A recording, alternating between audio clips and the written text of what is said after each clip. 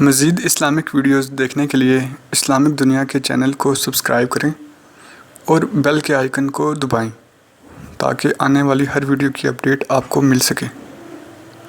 آج کی اس ویڈیو میں آپ کو روزے کے مسائل میں غلط فہمیوں اور ان کے ازالے کے بارے میں چند اہم معلومات فراہم کی جائیں گی۔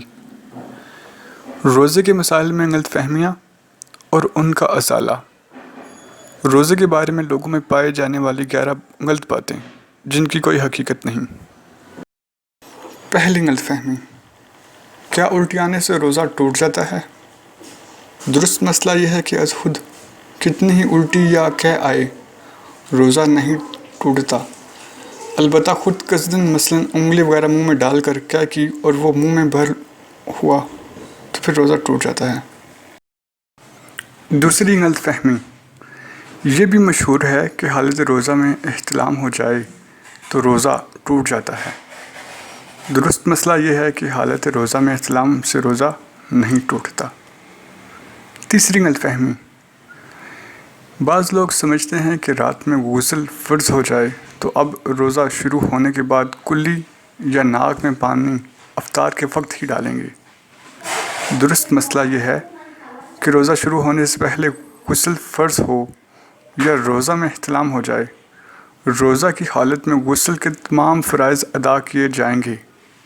غسل میں کلی کرنا اور ناک میں نرم حصہ تک پانی پہنچانا فرض ہے۔ اس کے بغیر نہ غسل اترے گا نہ نمازیں ہوں گی۔ یاد رہے کہ روزہ ہو تو غرغرہ نہیں کریں گے، اور عام دنوں میں بھی غرغرہ غسل کا فرض یا کلی کا حصہ نہیں، جدا کرنا سنت ہے، وہ بھی اس وقت جب روزہ نہ ہو۔ البتہ روزہ کی حالت میں ناک میں پانی سانس کے ذریعے اوپر کھینچنے کی اجازت نہیں۔ روزے کی حالت میں پانی ناک تک اتنا ہی لے کر جائیں کہ حلق سے نیچے نہ اترے۔ چوتھی غلط فہمی: کچھ لوگ سمجھتے ہیں کہ حالت روزہ میں مسواک نہیں کی جا سکتی۔ درست مسئلہ یہ ہے کہ مسواک کی جا سکتی ہے، البتہ مسواک میں یہ احتیاط رکھی جائے کہ ریشے حلق میں نہ جائیں۔ پانچویں غلط فہمی: کچھ لوگ روزہ میں تیل، خوشبو لگانے اور منہ زیر ناف کو درست نہیں سمجھ رہے ہوتے۔ درست مسئلہ یہ ہے کہ یہ کام روزہ کی حالت میں جائز ہے۔ سرما لگانے سے بھی روزہ نہیں ٹوٹے گا، البتہ کاجل کا حکم سرمے والا نہیں، کاجل سے پرہیز کیا جائے۔ چھٹی غلط فہمی: کچھ لوگ سمجھتے ہیں کہ سحری میں آنکھ نہ کھلے اور سحری کھانا چھوٹ جائے تو روزہ نہیں ہوتا۔ درست مسئلہ یہ ہے کہ سحری روزے کے لیے شرط نہیں۔ رات میں نیت کر لی جائے یا پھر زوال سے پہلے نیت کر لی جائے تب بھی ٹھیک ہے، لیکن دو چیزیں خاص مد نظر رکھی جائیں۔ اول یہ کہ روزہ بند ہونے کے بعد سے کوئی منافی روزہ کام مثلاً کھانا پینا وغیرہ نہ کیا ہو۔ دوسرا یہ کہ یہ نیت کرے کہ میں روزہ بند ہونے کے وقت سے روزے سے ہوں۔ ساتویں غلط فہمی: کچھ لوگ یہ سمجھتے ہیں کہ چوٹ وغیرہ لگنے پر، خون نکل آئے یا خون ٹیسٹ کروانے پر روزہ پر کوئی اثر پڑتا ہے۔ درست مسئلہ یہ ہے کہ روزہ کسی چیز کے معدے کے راستے میں یا دماغ میں جانے سے ٹوٹتا ہے، جسم سے کوئی چیز باہر آنے پر نہیں ٹوٹتا۔ لہٰذا خون زخمی ہونے پر نکلے یا پھر ٹیسٹ کروانے کے لیے روزہ نہیں ٹوٹے گا۔ آٹھویں غلط فہمی: کچھ لوگ سمجھتے ہیں کہ روزہ میں انجیکشن لگانے سے روزہ ٹوٹ جائے گا۔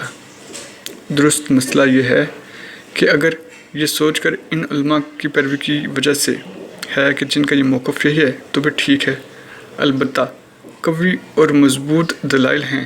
ان کی روح سے انجیکشن لگانے سے روزہ نہیں ٹوٹتا، ضرورت ہو تو ڈرپ بھی لگائی جا سکتی ہے۔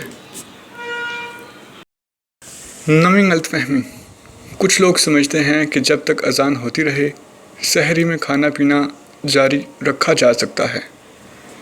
درست مسئلہ یہ ہے کہ جب سحری کا وقت ختم ہو جاتا ہے تو اذان فجر اور نماز فجر کا وقت شروع ہو جاتا ہے، لہٰذا जो सहरी बंद होने के बावजूद अज़ान ख़त्म होने का इंतज़ार करते हुए खाता पीता रहा, इसने अपना रोज़ा बर्बाद किया, उसका रोज़ा ही नहीं हुआ।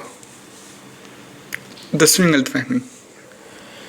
कुछ लोग समझते हैं कि थूक या बलगम निगल जाने से रोज़ा टूट जाएगा या मकरूह हो जाएगा।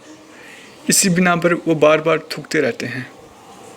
दुरुस्त मसला यह है कि थूक और बलगम जब तक मुंह में है, इनको निगलने से रोज़ा नहीं टूटेगा। हाँ, मुंह से बाहर मसलन हथेली पर थूक कर फिर मुंह में दोबारा डाला तो रोज़ा टूट जाएगा, और ऐसा आम तौर पर कोई नहीं करता। 11वीं गलतफहमी। कुछ लोग समझते हैं कि अतर या खुशबू सूंघने से रोज़ा टूट जाएगा। दुरुस्त मसला यह है कि माए खुशबू यानी लिक्विड हालत में या ठोस खुशबू सूंघने से रोज़ा नहीं टूटता। अलबत्ता अगर किसी ने अगरबत्ती का धुआं मसलन मुंह या नाक के ज़रिए अंदर खींचा जो खलक में जाए, और यूं ही किसी भी खुशबूदार या गैर खुशबूदार धुएं की धुनी इस तरह ली कि मसलन इसके धुएं को नाक या मुंह से हलक में दाखिल किया, तो रोज़ा टूट जाएगा। इस वीडियो को सवाब की नीयत से दोस्तों के साथ शेयर ज़रूर करें।